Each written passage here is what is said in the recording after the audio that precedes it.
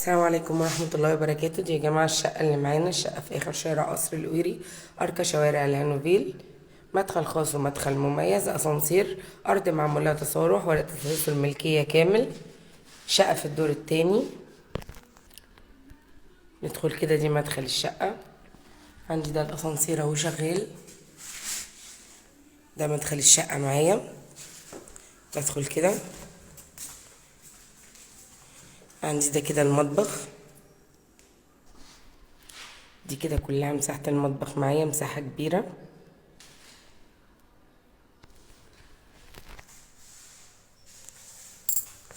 تقفيل الشبابيك كله ألموتال. الشفاط اهو جاهز على التركيب. نطلع كده، دي مساحة الريسبشن معايا. الريسبشن يشيل 3 قطع.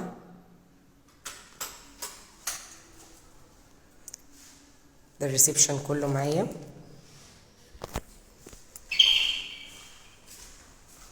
البلكونة ألموتال عازل للصوت والضوء. شقة قبلي بحري، ودي البلكونة مش مجروحة. وده عندي كده شارع قصر القويري الرئيسي هناك اهو،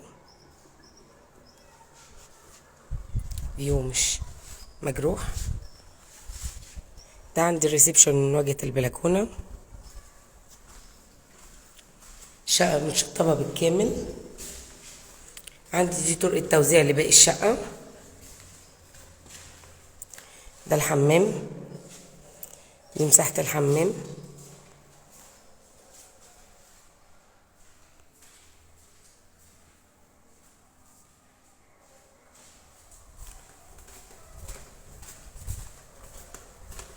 دي الغرفة الأولى معانا.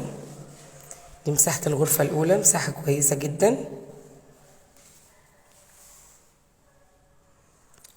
وده شباك على منور، وده شباك بحري على الأوضة المجاورة. دي الغرفة التانية معانا.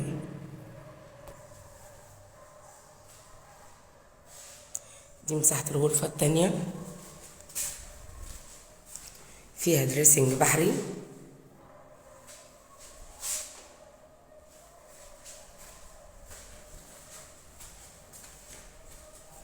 ودي الغرفة التالتة معانا والأخيرة، ودي مساحتها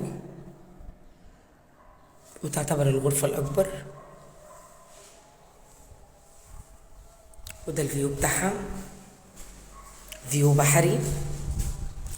ودي أرض أخبار اليوم اللي هتعلي من سعر الشقق جدا.